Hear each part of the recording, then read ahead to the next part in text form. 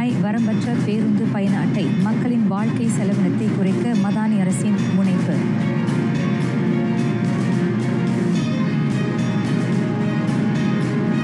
இன்றியமையா பொருட்களுக்கு விரிவுபடுத்தப்படும் இலக்கிடப்பட்ட உதவித்தொகை ஆராய்கிறது அரசு.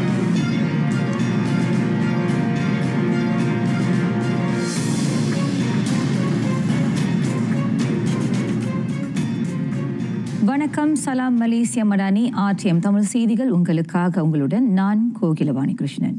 பொது பேருந்து பயணிகளுக்கான நற்செய்தியுடன் தொடங்குகிறது இன்றைய நம் தமிழ் செய்திகள். நாடளாவிய நிலையில் bus.my-இன் 30 நாள்கள் வரம்பற்ற பயண அட்டை விலை குறைக்கப்பட்டுள்ளது. இனி மாதம் 50 ரிங்கிட்டுக்கு பதில் மக்கள் 30 ரிங்கிட்டை மட்டுமே செலுத்தினால் போதுமானது. நாளொன்றுக்கு மிக மலிவாக 1 ரிங்கிட் கட்டணத்தில் மக்கள் வரம்பற்ற பயணத்தை மேற்கொள்ள அந்த சலுகை வகை செய்யும் என போக்குவரத்து அமைச்சர் ஆந்தனி லாக் தெரிவித்தார். உடனடியாக நடப்புக்கு வரும் அந்த விலை குறைப்பு மக்களின் வாழ்க்கை செலவின சுமையை குறைக்க உதவுவது மட்டுமன்று, மாதம் 200 முதல் 300 ரிங்கிட் வரை அவர்கள் சேமிக்கவும் துணை புரியும். ஜோஹர் பாருவில் நகர பேருந்து நிறுத்த திட்டத்தின் கீழ் இவ்வாண்டு மிக அதிகமாக 9,40,000 பயணிகள் கையாளப்பட்டனர். 2022ஆம் ஆண்டு செயலாக்கப்பட்டது முதல் நாட்டில் பதிவு செய்யப்பட்ட ஆக கூடுதலான பயணிகள் எண்ணிக்கை அது. ஜோஹர் பாரு bus.my 30 நாள்களுக்கான வரம்பற்ற பயண அட்டை செயலாக்கம் 21 வழித்தடங்களை உட்படுத்தியுள்ளது. மக்களுக்கு பயனளிக்கும் வகையில் அதன் இயக்கம் சீராக இருப்பதை உறுதிப்படுத்த ஈராண்டுகளுக்கு 13,49,40,000 ரிங்கிட்டை கூட்டரசு அரசாங்கம் முதலீடு செய்யவிருப்பதாக லாக் குறிப்பிட்டார். பேரரசர் சுல்தான் இப்ராஹிம் அரசு முறை பயணம் மேற்கொண்டு சவுதி அரேபியா சென்றடைந்தார்.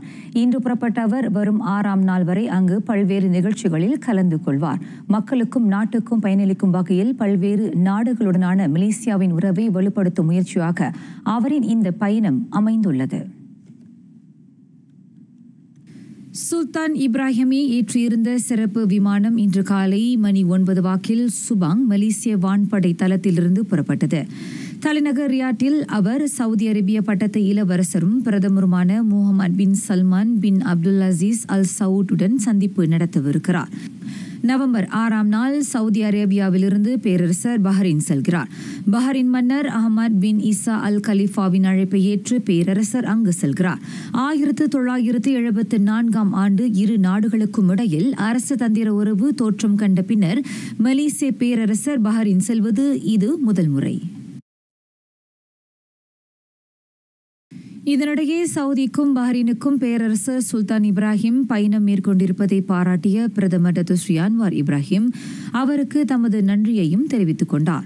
பேரரசரும் அவருடன் சென்றிருக்கும் பேராளர் குழுவினரும் பாதுகாப்பாகவும் நலமுடனும் இருக்கும் அதேவேளை பயணத்தின் நோக்கம் வெற்றியடையவும் வேண்டிக் கொள்வதாக டத்து ஸ்ரீ அன்வார் சமூக ஊடக செய்தியில் குறிப்பிட்டுள்ளார். அந்த இரு நாடுகளுக்கான பேரரசரின் பயணம் அதிக பலன்களை கொண்டு வருவதுடன் நாட்டுக்கும் மக்களுக்கும் நன்மைகளை கொண்டு வரும் எனவும் பிரதமர் நம்புகிறார்.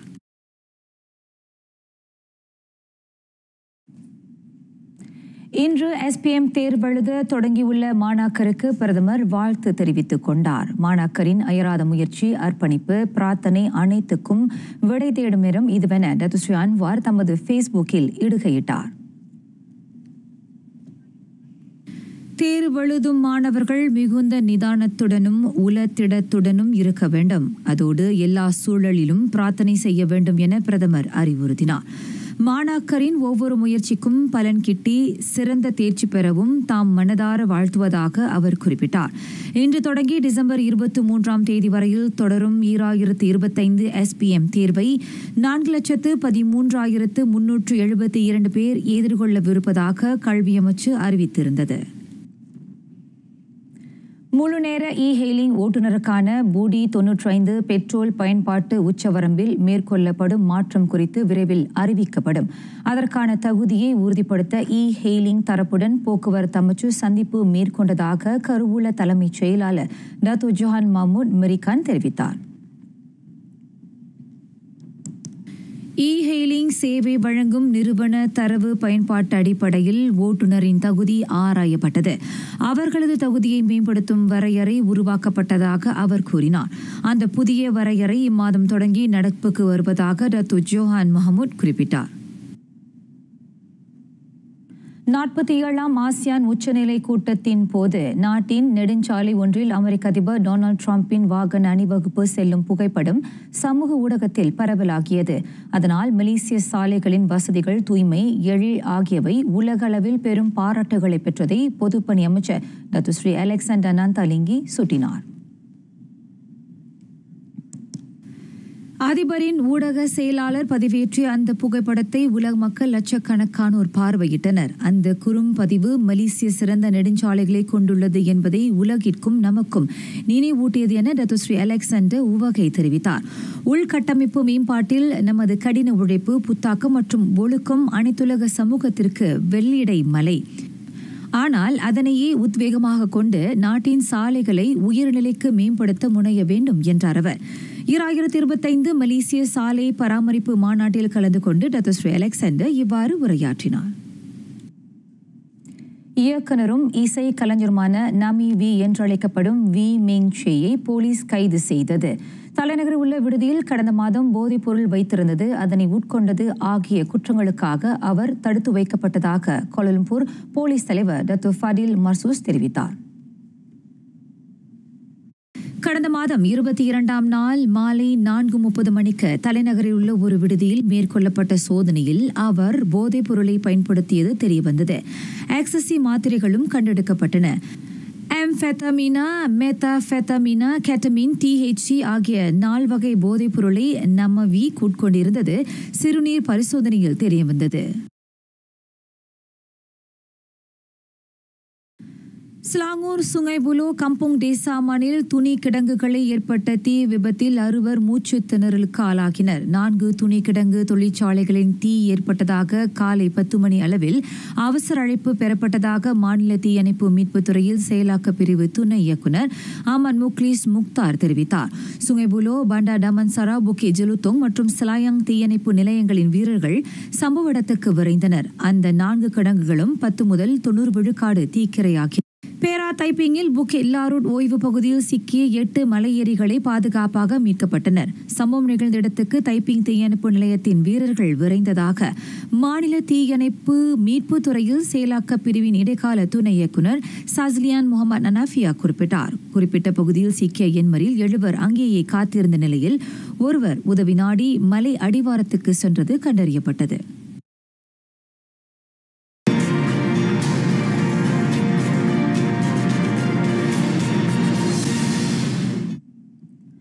பொருள்களுக்கான இலக்கிடப்பட்ட உதவித்தொகை செயலாக்கத்தை அரசு ஆராயும். சர்க்கரை, அரிசி, சமையல் எண்ணெய் உள்ளிட்ட பொருள்களுக்கான இலக்கிடப்பட்ட உதவித்தொகை திட்டம் கட்டம் கட்டமாக நடப்புக்கு வரும் என நிதி துணை அமைச்சர் லீம் ஹுயிங் கூறிக்காட்டினார். மக்கள் நலத்திட்டங்களில் நிதி கசிவு நிகழாமல் இருப்பதையும் அரசின் உதவித்தொகை தக்கோருக்கு சென்றடைவதை உறுதி செய்யவும் அந்த நடவடிக்கை அவசியம். புடி மடானி ரான் 95 பெட்ரோலுக்கான உதவித்தொகை சீரமைப்பை போல சமையல் பொருள்களுக்கான உதவித்தொகையும் சீரமைக்கப்படும் என லீம் கோடி காட்டினார். தற்போது அரசின் முழு கவனம் டீசல் உதவித்தொகை மற்றும் புடி 95 திட்டம் சீராக நடைபெறுவதை உறுதி செய்வதில் உள்ளதாக அவர் குறிப்பிட்டார். மக்களவையில் கேள்வி பதில் நேரத்தில் லீம் இவ்விவரங்களை வெளியிட்டார். நாட்டின் கட்ட சங்கிலி கொள்கை வரையறை, அதன் இலக்கு ஆகியவற்றுக்கு தேவையான முதன்மை கூறுகள் ஆய்வு செய்யப்படுகின்றன. அந்த தொழில்நுட்ப பயன்பாட்டை ஏற்பதும் அதில் அடங்கும் என இலக்கவியல் அமைச்சர் கோபிந்த் சிங் டியோ தெரிவித்தார். அரசின் ஆக்கத்தன்மை, பாதுகாப்பு, வெளிப்படைத்தன்மை, தொழில், மக்கள் முதலிய கூறுகளில் தகவல்களை சங்கிலி போல சேமித்து வைக்கும் தொழில்நுட்பமான பிளாக் செயின் வலுப்படுத்தப்படும் என அமைச்சர் விளக்கினார். சொத்து மேலாண்மை, முதலீட்டு சந்தை மேம்பாடு ஆகியவற்றில் அதன் பயன்பாடு குறித்தும் ஆராயப்படுகிறது. பட்டுவாடா பாதுகாப்பையும் இலக்கவியல் சூழியல் நிலைத்தன்மையும் அது உறுதிப்படுத்தும். இருக்கும் தரவுக்கு மாற்றாக நவீன தரவை கொணர்வதை கண்காணிக்கும் செயல் திட்டமும் உருவாக்கப்படுகிறது. மலேசிய பாதுகாப்பு ஆணையம் பேங்க் நகாரா ஆகியவற்றுடன் இணைந்து அந்த முனைப்பு மேற்கொள்ளப்படுகிறது. வல்லுநரும் பிளாக் செயின் தொழில்நுட்பத்தில் பட்டறிவும் உடையோர் அடங்கிய நாட்டின் கட்ட சங்கிலி கொள்கை பணிக்குழு அமைக்கப்பட்டுள்ளதாக கோபின் இன்றைய அவையில் கூறினார். மலேசியாவில் சட்டப்படியான அந்நிய தொழிலாளர் எண்ணிக்கை குறைந்தது. கடந்த மாதம் 15ஆம் நாள் வரை 3,19,000 பேர், அதாவது 13 விழுக்காடு அந்த எண்ணிக்கை என குறைந்ததாக மனிதவள துணை அமைச்சர் டத்துஸ்ரீ அப்துல் ரஹ்மான் முகமது தெரிவித்தார். 13ஆம் மலேசிய திட்டத்தின் கீழ் மலேசியாவில் அந்நிய தொழிலாளர் விகிதத்தை 10 விழுக்காடு குறைக்க இலக்கு வகுக்கப்பட்டது. அதன்படி 2030ஆம் ஆண்டுக்குள் 5 விழுக்காடு குறைக்கப்படும். 2035க்குள் அந்த இலக்கை எட்டுவதற்கு மேலும் சில நடவடிக்கைகள் எடுக்கப்படும் என துணை அமைச்சர் கூறிக்காட்டினார். 6 துறைகளில் வேலைக்கு அமர்த்தப்படும் அந்நிய தொழிலாளர் எண்ணிக்கையை மனிதவள அமைச்சு குறைத்திருப்பதாகவும் டத்துஸ்ரீ அப்துல் ரஹ்மான் குறிப்பிட்டார். முதன்மை தரவு தலைமுறை படு 3,04,00,000 தனியால் மற்றும் குடும்ப விவரங்களை அது உள்ளடக்கியுள்ளது. 2024 ஜனவரியில் பாடு அறிமுகம் செய்யப்பட்டது. அது முதல் மலேசியர்களும் நிரந்தர குடியிருப்பு தகுதி பெற்றவர்களும் தங்கள் முழு விவரங்களை அதில் பதிவு செய்து வருவதாக பொருளாதார துணை அமைச்சர் டத்து அனிஃபா ஹஜ்ஜார் தையீப் தெரிவித்தார். கடந்த மாதம் 31ஆம் தேதி வரை பல்வேறு கொள்கைகள் திட்டங்கள் வரையப்படுவதில் பாடு தரவை பயன்படுத்த அனுமதி கோரி செய்யப்பட்ட 17 விண்ணப்பங்கள் அங்கீகரிக்கப்பட்டுள்ளன. பூடி 95 பெட்ரோல் உதவி திட்டத்துக்கு பாடு தரவு தளம் பயன்படுத்தப்பட்டதை துணை அமைச்சர் அவையில் சுட்டிக்காட்டினார். பொதுப்பணி அமைச்சு, தேசிய இலக்கவியல் துறை, உயர்கல்வி அமைச்சு, திறன் மேம்பாட்டுத்துறை உள்ளிட்ட சில துறைகளுக்கும் பாடு தரவு தளத்தை பயன்படுத்த அனுமதி அளிக்கப்பட்டிருப்பதாக அவர் தெரிவித்தார். பாகன்சராய் உறுப்பினரின் கேள்விக்கு பதிலளிக்கையில் டத்து அனிஃபா இந்த விவரங்களை பகிர்ந்து கொண்டார். இயற்கையை மையமாக கொண்ட NBS அணுகுமுறை வாயிலாக வெள்ளத்தடுப்பு திட்டம் செயலாக்கப்படக்கூடும். அதற்கான விண்ணப்பம் 13ஆம் மலேசிய திட்டத்தில் முன்வைக்கப்பட்டிருப்பதாக எரிசக்தி மாற்ற நீர்வள உருமாற்ற துணை அமைச்சர் அக்மல் நஸ்ருல்லா முகமது நசீர் தெரிவித்தார். நுட்ப நிறுவனங்களால் ஏற்றுக்கொள்ளக்கூடிய அறிவியல் மாதிரிகளை அடிப்படையாக கொண்டு சாத்தியக்கூறுகள் அடங்கிய ஆய்வையும் கருத்தையும் அந்த விண்ணப்பம் உள்ளடக்கியுள்ளது. டச்சு பேரிடர் ஆபத்து குறைப்பு மற்றும் நீர் எழுச்சி திட்ட நிபுணர்களுடனான ஒத்துழைப்புடன் மலேசிய தேசிய நீர் ஆய்வுக் கழகம் இயற்கையை மையமாக கொண்ட வெள்ளத்தடுப்பு திட்டம் மீதான ஆய்வையும் கலந்துரையாடலையும் கடந்த ஆண்டு மார்ச் தொடங்கி ஜூன் வரை மேற்கொண்டது. வடிகால் நீர்ப்பாசனத்துறையின் அணை வசதிகளில் NBS பயன்படுத்தப்படுகிறது என்பதால் அந்த அணுகுமுறை நாட்டிற்கு புதிதன்று. வெள்ளத்தடுப்பு திட்டமாக மட்டுமின்றி வேளாண் துறைகளுக்கான நீர் வளமாகவும் அது பயன்படுத்தப்படுவதை அக்மல் நஸ்ருல்லா சுட்டினார். மலேசியாவில் இளைஞர் கூட்டுறவு இயக்கங்கள் தீவிர வளர்ச்சி கண்டு வருகின்றன. 24 லட்சம் பேர் அவற்றில் உறுப்பினராக இருப்பதாக தொழில் முனைவோர் மேம்பாடு கூட்டுறவு அமைச்சர் டத்து ஈவோன் பெனடிக் தெரிவித்தார். மலேசிய கூட்டுறவு ஆணையம் வழி 3072 இளைஞர் கூட்டுறவு சங்கங்கள் பதிவு பெற்றுள்ளன. கடந்த ஆண்டு டிசம்பர் 31ஆம் நாள் வரை 84 கோடியே 80 லட்சம் ரிங்கெட் வருவாயை இளைஞர் கூட்டுறவு அமைப்புகள் ஈட்டியுள்ளன. 1 கோடியே 30 லட்சம் ரிங்கெட் மதிப்பிலான சொத்துக்களை அவை கொண்டுள்ளதாக அமைச்சர் கூறினார். 1,24,176 ரிங்கெட் பெருமானமுள்ள பங்கு முதலீட்டையும் கூட்டுறவு கட்டண மதிப்பையும் அவை கொண்டுள்ளன.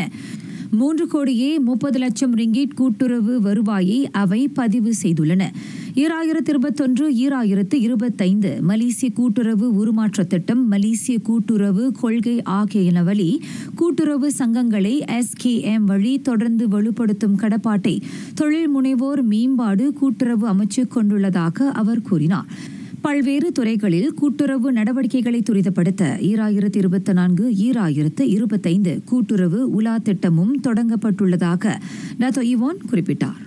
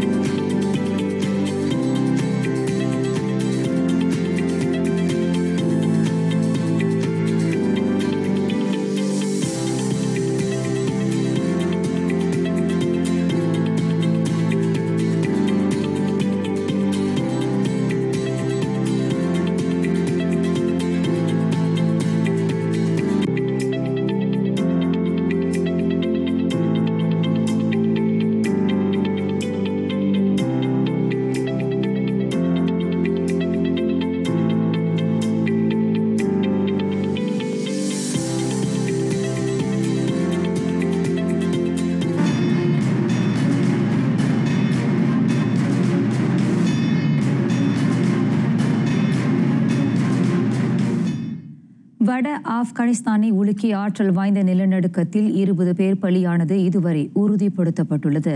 நள்ளிரவு வாக்கில் 6.3 மேக்னிடியூடாக பதிவான நிலநடுக்கம் மசார் ஐ ஷரீப் நகருக்கு அருகில் 28 கிலோமீட்டர் ஆழத்தில் மையமிட்டிருந்ததாக அமெரிக்க புவியியல் ஆய்வு மையம் கூறுகிறது. தொடக்க தகவல் படி பல்க் சமன்கான் மாநிலங்களில் சுமார் 320 பேர் காயமடைந்திருப்பதாக சுகாதார அமைச்சின் பேச்சாளர் தெரிவித்தார். நிலநடுக்கத்தில் வீடுகள் கட்டடங்கள் பயங்கரமாக குலுங்கியதால் பொதுமக்கள் வீடுகளை விட்டு வெளியேறி சாலைகளில் தஞ்சம் அடைந்தனர். ஆப்கானிஸ்தானின் மாநகரங்களில் ஒன்றான மசார் ஐ ஷரீஃபிலும் வீதியில் மக்கள் கட்டடங்களை விட்டு சாலைகளில் ஓடினர். இடிந்து விழுந்த கட்டட இடிபாடுகளுக்கு இடையில் தேடி மீட்கும் பணி மேற்கொள்ளப்பட்டு வருகிறது. 15ஆம் நூற்றாண்டின் புகழ்பெற்ற வரலாற்று சின்னமான ப்ளூ மாஸ்க் பள்ளிவாசல் நிலநடுக்கத்தில் சேதமடைந்திருப்பதாக தெரிவிக்கப்பட்டுள்ளது. தெற்கே 420 கிலோமீட்டர் தூரத்தில் இருக்கும் தலைநகர் காபூலிலும் நில அதிர்வுகள் உணரப்பட்டதாக கூறப்படுகிறது.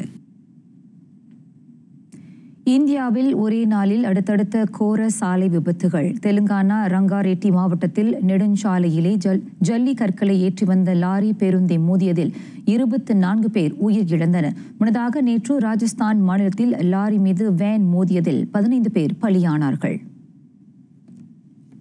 தலைநகர் ஹைதராபாத்திலிருந்து தண்டூருக்கு 70 பயணிகளை ஏந்திச் சென்ற அந்த பேருந்து பயணித்துக் கொண்டிருக்கையில் அந்த கொடூர விபத்து நேர்ந்தது. செவெலா பகுதி அருகே ஜல்லி கற்களை ஏற்றி வந்த லாரி கட்டுப்பாட்டை இழந்து பேருந்தை மோதியது. லாரியில் இருந்த கற்கள் பயணிகள் மீது விழுந்ததில் தப்பிக்க வழியின்றி சிக்கிய 20க்கும் மேற்பட்டோர் நிகழ்விடத்திலேயே உயிரிழந்தனர். மேலும் 20 பேர் படுகாயமடைந்தனர்.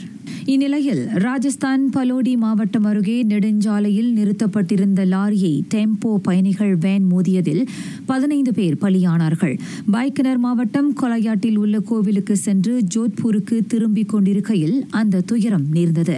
அதிவேகமாக வந்த வேன் சாலையின் ஓரத்தில் நிறுத்தி வைக்கப்பட்டிருந்த லாரியின் பின்புறம் மோதியதில் அது முற்றிலும் உருக்குலைந்தது. சாலை விபத்தில் உயிரிழந்த அனைவரின் குடும்பத்தாருக்கும் பிரதமர் மோடி ஆழ்ந்த இரங்கலை தெரிவித்துக் கொண்டார். இங்கிலாந்தில் லண்டன் செல்லும் ரயிலில் நேர்ந்த கத்திக்குத்து சம்பவத்தில் கைது செய்யப்பட்ட 2வரில் ஒருவர் மட்டுமே அந்த தாக்குதலுக்கு காரணம் என்பதை போலீஸ் உறுதி செய்தது. கொலை முயற்சியில் ஈடுபட்டதாக அந்த 32 வயது பிரிட்டிஷ் ஆடவனை போலீஸ் விசாரணைக்கு உட்படுத்தியுள்ளது.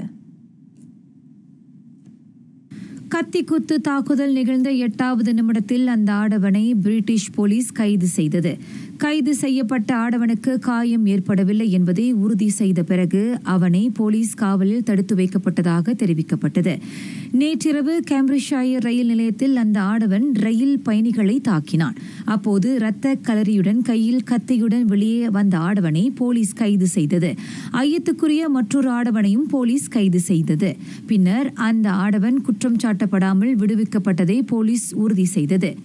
அந்த கத்திக்குத்து தாக்குதலில் 10 பேர் காயமடைந்தனர். 43 வயது ஆடவர் நிகழ்விடத்திலேயே உயிரிழந்தார். பயணிகள் பலர் பீதியுடனும் உடலில் இரத்த காயத்துடனும் ரயிலிலிருந்து வெளியேறினர். அவர்கள் அனைவரும் அருகிலுள்ள மருத்துவமனையில் அனுமதிக்கப்பட்டனர். இந்த சம்பவம் லண்டனில் பெரும் பதற்றத்தை ஏற்படுத்தியுள்ளது.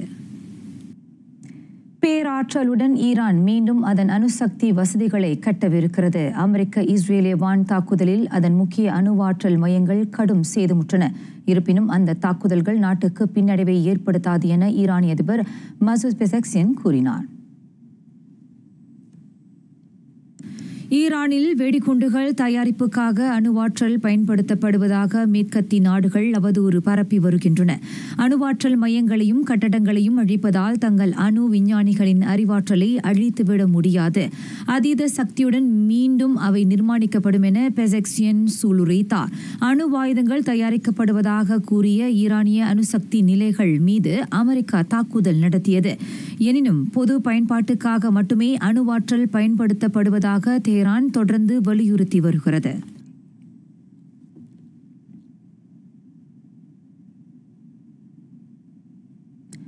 மாபெரும் செயற்கைக்கோளான CMS-03ஐ வெற்றிகரமாக விண்ணில் பாய்ச்சி புதிய சாதனையை படைத்திருக்கிறது இந்தியா. ஆந்திர பிரதேசம் ஸ்ரீஹரிகோட்டா சதீஷ் தவான் வான்வெளி மையத்திலிருந்து அந்த ராட்சத தொடர்பு செயற்கைக்கோள் ஏவப்பட்டது. அண்டவெளிக்கு அனுப்பப்பட்டிருக்கும் 4410 கிலோகிராம் எடை கொண்ட அந்த செயற்கைக்கோள் இஸ்ரோவின் மேலும் ஒரு வரலாற்று பூர்வ மைல்கல்லாக விளங்குகிறது. CMS-03 செயற்கைக்கோளை விண்ணுக்கு ஏவ அதன் சக்தி வாய்ந்த LV Mark 3 M5 launch vehicle Mark 3 ராக்கெட்டை இஸ்ரோ பயன்படுத்தியது. நவீன தொழில்நுட்ப மேம்பாட்டுடன் உருவாக்கப்பட்டிருக்கும் CMS-03 செயற்கைக்கோள் விண்வெளி சுற்றுப்பாதையில் நிறுத்தப்பட்டுள்ளது.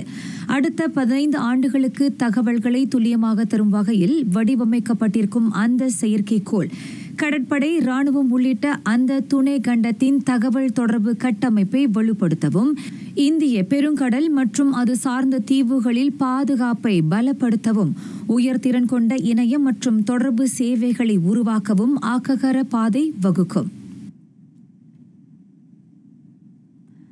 ஜமைக்காவை புரட்டி போட்டுள்ள மலிசா சூறாவளி பேரழிவின் முகவரியாக அந்த கரீபியன் தீவு நாட்டை மாற்றியுள்ளது. அந்த பேரிடரில் உயிரிழந்தோர் எண்ணிக்கை 28ஆக அதிகரித்துள்ளதாக அந்நாட்டு பிரதமர் ஆண்ட்ரூ ஹால்னஸ் தெரிவித்தார். 5ஆம் நிலை பேரிடராக வகைப்படுத்தப்பட்டுள்ள மலிசா சூறைக்காற்று ஜமைக்காவை கடந்த செவ்வாய்க்கிழமை சூறையாடத் தொடங்கியது. அதனால் பேரளவிலான வெள்ளம் ஏற்பட்டதுடன் அடிப்படை வசதிகளையும் சேதப்படுத்தியுள்ளது. கியூபா, டொமினிகா குடியரசு, ஹெய்டி, கரீபியனின் சிறிய தீவுகள் ஆகியவற்றை அந்த சூறாவளி கடந்தது. கடக்கும் வழியில் பல பாதிப்புகளை அது கொணர்ந்தது. பிரிட்டன், கனடா, வெனிசுவேலா ஆகிய நாடுகள் ஜமைக்காவுக்கு மாந்த நேய உதவிகளை அனுப்புகின்றன.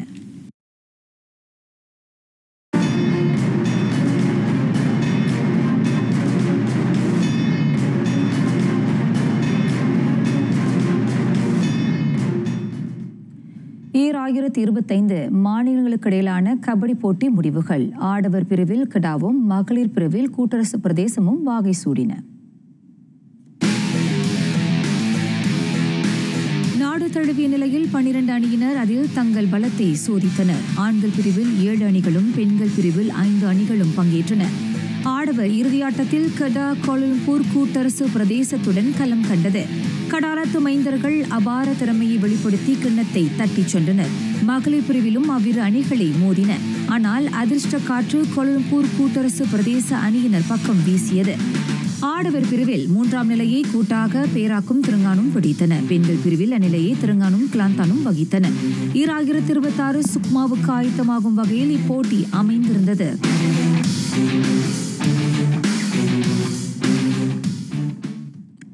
இந்தியா அதன் விளையாட்டு வரலாற்றில் மேலும் ஒரு உச்சத்தை தொட்டது. பாரதத்தின் சிங்க பெண்கள் கிரிக்கெட் உலக கிண்ணத்தை கைப்பற்றி பிறந்த நாட்டிற்கு பெருமை சேர்த்தனர். இந்திய பிரதமர் நரேந்திர மோடியும் கிரிக்கெட் பிரபலங்களும் வழங்கி வரும் வாழ்த்து மழையில் அவர்கள் நனைகின்றனர். இந்திய மகளிர் கிரிக்கெட் அணி இறுதியாட்டத்தில் தென் ஆப்பிரிக்காவை 52 ஓட்டங்களில் வீழ்த்தி உலக வெற்றியாளர்களாக வாகை சூடினர். இந்திய வீரமங்கைகள் உலக கிண்ணத்தை முதல் முறையாக தன்வசமாக்குவதை காண மும்பை DY பட்டேல் அரங்கத்தில் மக்கள் கூட்டம் நிரம்பி வழிந்தது.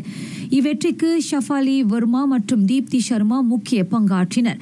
ஆடவர் கிரிக்கெட் மீது மோகத்தில் இருக்கும் இந்தியர்களின் கவனத்தை அந்த வெற்றி மகளிர் பக்கம் திருப்பி இருக்கிறது. 1978 தொடங்கி மகளிர் உலக கிண்ண போட்டியில் களம் கண்டு வருகிறது இந்தியா.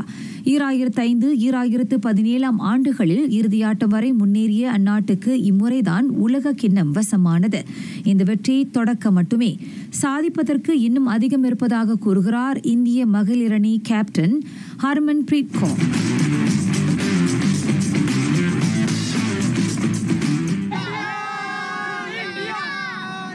வீரமங்கைகள் பெற்று தந்த அந்த வெற்றி பாரதத்தின் பட்டி தொட்டி எங்கும் எதிரொலிக்கிறது. மக்கள் ஆடி பாடியும் பட்டாசுகளை கொளுத்தியும் மகிழ்ந்தனர். பாரத மாதாவுக்கு அந்த மகுடத்தை சூட இந்திய பெண்கள் 47 ஆண்டுகள் வரையில் காத்திருக்க வேண்டியிருந்தது. இந்திய மண்ணிலிருந்து வெற்றியாளர்கள் இன்னும் அதிகமானோர் உருவாக்க இந்த வரலாற்று பூர்வ தருணம் ஓர் ஊக்குவிப்பாக அமையும் என்பது அவர்களின் பேரவா ஆகும்.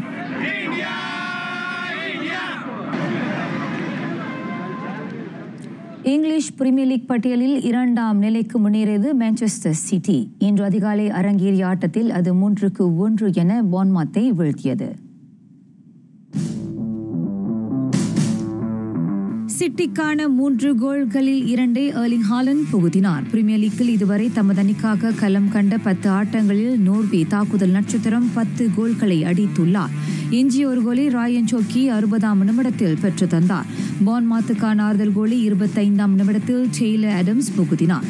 இந்த ஆட்டத்தில் அடைந்த வெற்றியால் சிட்டி 19 புள்ளிகளுடன் பிரீமியர் லீக் பட்டியலில் 2ஆம் இடத்தை பிடித்தது. முதலிடத்தில் இருக்கும் ஆர்சனலை காட்டிலும் அது 6 புள்ளிகள் குறைவாக உள்ளது. டென்னிஸ் உலக தரவரிசையில் மீண்டும் உச்சம் பிடித்தார் யானிக் சினர். முன்னதாக அந்த இத்தாலிய பாரிஸ் மாஸ்டர்ஸ் போட்டியில் முதல் முறையாக வாகை சூடினார். இறுதி ஆட்டத்தில் அவர் கனடாவின் ஃபெலிக்ஸ் ஆக எலிசியமாவை 6-4, 7-6 என வீழ்த்தினார். கிராண்ட் ஸ்லாம் பட்டத்தை 4 முறை வென்றவரான சினர் ஆக கடைசியாக உலகின் முதல்நிலை டென்னிஸ் வீரராக கடந்த ஜூனில் மிளிர்ந்தார். செப்டம்பரில் அமெரிக்க பொது போட்டியில் தோல்வி காணும் வரையில் அவ்விடத்தில் 65 வாரங்களுக்கு சினர் கோலோச்சினார். அவ்விடத்தை மீண்டும் கைப்பற்ற அவர் பாரிஸ் மாஸ்டர்ஸில் பயன்படுத்திக் கொண்டார். 2025 தனக்கு மறக்க இயலாத ஆண்டாக விளங்கியதாக சினர் மகிழ்ச்சியுடன் குறிப்பிட்டார்.